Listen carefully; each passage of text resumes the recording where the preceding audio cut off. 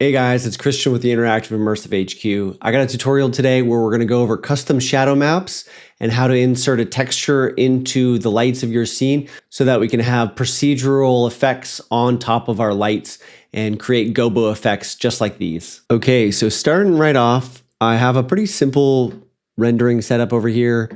It's just a sphere on top of a plane. The plane is on the ZX orientation, and then I have an ambient light that's just given from this environment light, and a constant material or a constant texture is being fed into it. And then I have just a regular light that's kind of coming from this like upper left quadrant. And as you can see, it's giving some shadow over here. So we've turned on hard 2D mapped shadows. And when it comes to shadow maps, you can basically think of them as depth maps. So a rendered view of the scene where RGB pixels are the distance from the camera in a range of 0 to 1, where 0 is the near distance and 1 is the far distance, right? The shadow map is that, but it's going to be the depth map from the perspective of the light. So one of the things that we can do in TouchDesigner is not that one. We can drop down a depth top and take our light and drag it into here. So in essence, if we want to create shadows for a light over here, this depth texture here from the perspective of our light in the scene is our shadow map. And the reason that is if I go ahead and put down a render top and I drag the light in, and rather than clicking parameter lights, I put the camera and I say, typically it's 1024 by 1024 is at least the smallest aspect ratio of a shadow map. Is we can see the view of our sphere on top of our plane. And what happens is if we want to look and see, we want to see, okay, is this position right here of our plane, is this in shadow or not? And what we'll do is we can go ahead and transform this position right here into the perspective of our light. And so we can map this position into a texture position of the light. So it's probably going to be like something like right over here or something like that. And we can look up and it's going to give us a value of how far away that position on the plane is. And we can look up that in our depth map. So if we get to a point where, say, we have a position right over here on our plane, right? It corresponds to an XYZ position, as well as a texture position on this rendered view, as well as onto our depth map. If I transform that and I was able to map this position from here, and I was to look up onto our depth map, we'd find that it's actually behind this sphere over here.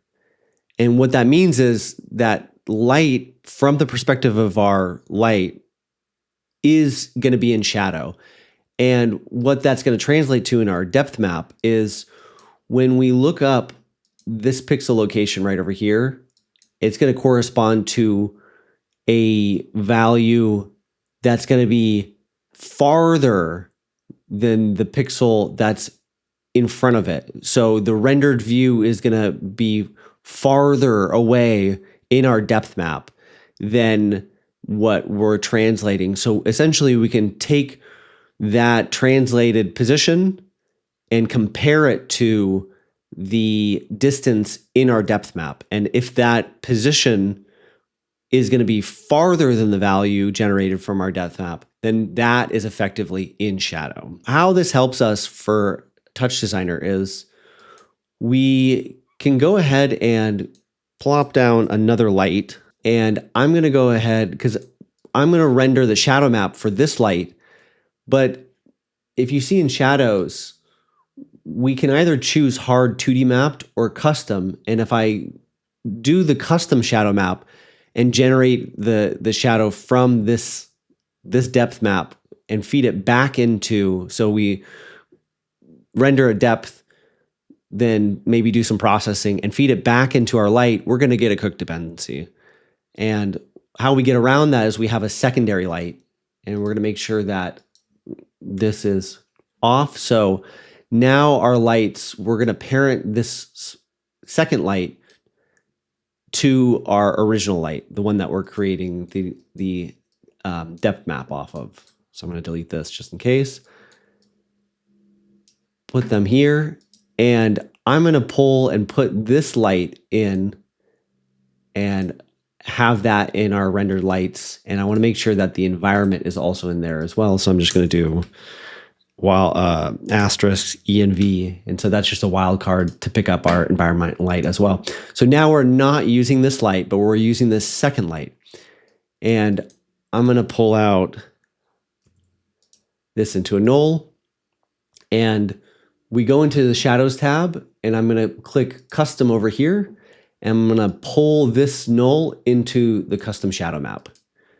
And as you can see, we now are getting the same result that we did previously. So if I go into light 2, which is our custom shadow map, and I make this light 1, which is our original, there's no difference. And so now we've effectively done the same thing just with a few extra steps. And so you might be wondering, what's the purpose of doing something like this? But if you've ever worked in,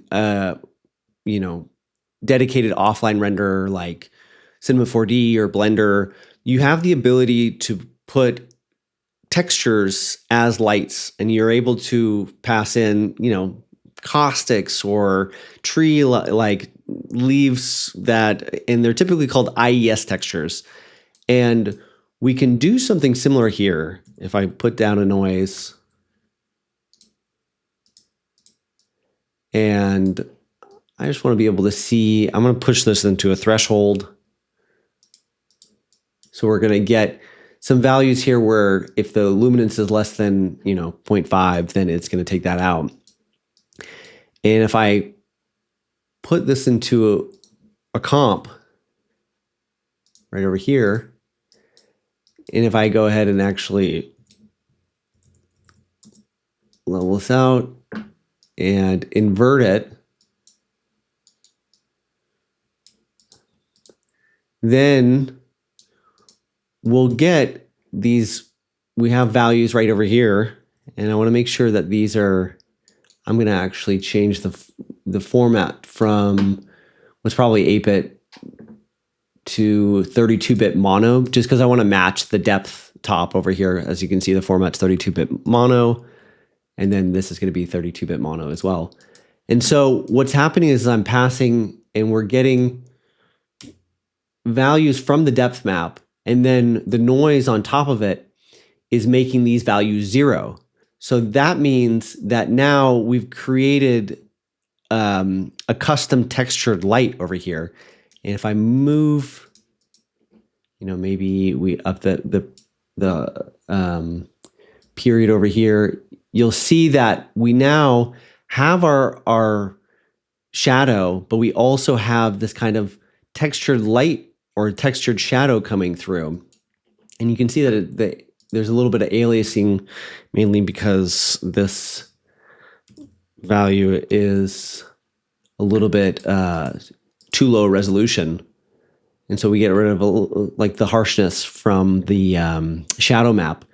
But if we go ahead and actually animate this noise now, where we go into transform on the Z abs time.seconds, which we're all pretty comfortable with, and I animate this noise, now the shadows that are coming from this light are dynamic. There's something in front of it, and we have the ability now to pass in custom textures that otherwise weren't available to us in the traditional kind of light comp. So rather than huge kind of blobby, it looks like there's maybe like a lava lamp in front of my light now. If I go ahead and take the noise and I reduce it down and the period so that it's like pretty small, we have kind of, and if I slow down the speed of the sky, it's kind of maybe, it's a little grainy, but it looks like there's some, something in front of the light. Maybe this is kind of like sunshine coming through a tree or something like that. Some sort of like noisy disturbance of the flow of light coming through, but it's shading our object, but it's also casting the same sort of shadow that we would have gotten without this texture now. And one way to make this look a little bit better is we want to blur the texture that's coming through. And one common thought is to blur the shadow map that's coming through, but we actually can't do that because the values that are at specific distances, if we blur those together, it's not going to give us the proper distances that we need to calculate for the shadow map. So one way we can get around this is if we go into our PBR material that's feeding into the geometry, we have this advanced tab and we can see these color buffers, and the RGB right here is giving full shading, but we can click the plus button and it gives us normalized shadow strength or shadow strength. And I'll go with normalized shadow strength for now. And if I put down a render select top and I pull in this render and I go to the buffer index and I click 1, then we're getting the shadow index over here. And you want to make sure that this render over here, the advanced number of color buffers is 2 rather than 1. But I changed that previously. And so if those two things are true, then you're going to get some images over here. And so now we should be free to kind of like sculpt the shadow coming from the light in a more appealing way. So this next step I got from another YouTuber named Extaz. Hopefully I'm pronouncing that correctly. But if we want to composite this shadow strength map or texture onto our rendered texture, we need to get rid of the shadows that are already existent in the rendered view. And one way for us to do that is in this PBR, we have in the advanced tab, this shadow color. And if we go ahead and just make this white, it completely eliminates all the shadow in the scene. And then we'll go ahead and invert this map. So I'll put down a level, pass this to inversion. So now black spaces in our map or our texture correspond with shadowed areas and white is non-shadowed. So I'll pull this out, do a composite. And then if I pull this in, now we have our shadowed version of the scene. Doesn't look super great right now. And one of the ways that we can fix that is if we put a constant before inverting the map, where white right now is the color of our shadows, we can now kind of art direct how dark the shadows in our scene are going to be. So I have this color, and if I bring it down now, we can go ahead and tweak however we want to have the shadows now. So super dark is going to correspond with pure white, and then not at all is going to be black, because we're multiplying this constant value by the whites that correspond with the shadows in the scene. So I think this looks pretty nice right here. And then one way to simply kind of clean up the hard edges of the shadow map is to just kind of put down a blur right over here. And we can do the pre-shrink. I think putting 2 is usually a pretty good bet. And then we can have, a pretty fast solution to the shadows in the scene, and it kind of cleans up that noise, that sort of chunky, noisy texture that was coming through. And so now we have some dynamic shadows that are coming from the light. I would say do be mindful of doing this kind of setup because we're blurring across the entire shadow map. And so parts of the image that are blur, or the shadow that should be behind the sphere, are going to be blurred with the shadow values that are on top of the sphere. So there will be some spillover. This looks pretty okay. There's some things where I can see some sort of some kind of overlap. So do use this effect kind of sparingly. Also, I do want to note that if we go into our light that has the custom shadow map, I think this might be something that isn't working as it should, which is we have these light size, max shadow softness, and these parameters that I went over in the last tutorial about soft shadows. And even though we're feeding a custom shadow map, we should still be able to use these parameters to create some softness from the shadows in our scene, mainly because the filtering techniques for doing shadows in from a rendering standpoint are calculated after the shadow map has been created. So we should still be able to create some softness from this way. But since this isn't working, we're going to have to kind of take a shortcut and use this other method of kind of doing some compositing from the rendered views. So from here, I mean, feel free to play with this setup in any way that you think would be cool and stretch it in different creative ways that you can think of. Like right off the bat, I mean, I can think of, you know, taking a transform and scaling it up like considerably so that it kind of looks like, you know, maybe the light is coming through a glass pane where there's like some rain or something like that that's occluding the light. And I could go ahead and abs time dot seconds and make it go super fast.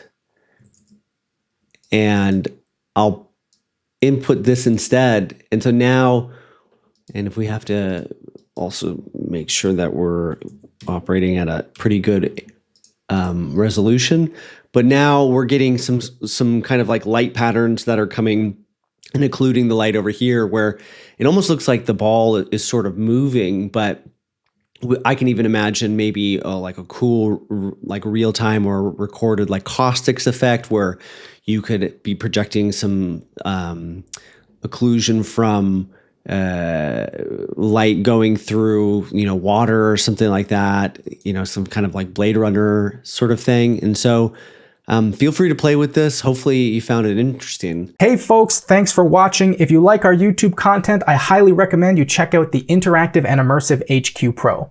The HQ Pro is the only comprehensive educational resource and community for immersive design, TouchDesigner, and creative tech pros. In the HQ Pro trainings, we cover almost any topic you can think of, and we go way more in depth than we do in our YouTube tutorials.